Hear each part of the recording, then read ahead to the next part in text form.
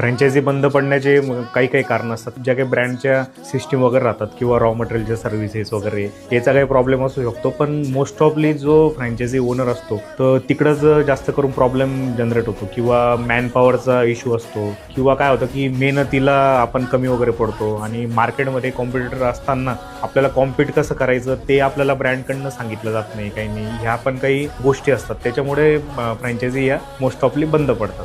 Franchise बंद पडण्याचं main काही कारण पण असतात की काय राहतं की कंपनीने ज्या काही SOPs वगैरे लावून दिलेले असतात त्यांचे ऑलरेडी सगळे फॉर्म्युले वगैरे सेट राहतात. त्याप्रमाणे आपल्याला फक्त त्या गोष्टी फॉलो करायच्या राहतात आणि जास्तीत जास्त इकडं मेहनत करायची असते. पण मग काय राहतं की आपण बाहेर मार्केटमध्ये मेहनत न करता आपण आपल्या दुकानातच सगळ्या क्वालिटीमध्ये तडजोडी करणार, क्वालिटीमध्ये काही आपण गैरकृत्य वगैरे करणार. मग याच्याने काय होतं, जो काही आपला कस्टमर वर्ग असतो त्याचा ऑलरेडी आपल्यावरनं विश्वास उडतो आणि ब्रँडवरनं पण विश्वास उडतो. म्हणून काही जे काही बंद पडण्याचे कारण आहे याच्यात हे मुख्य कारण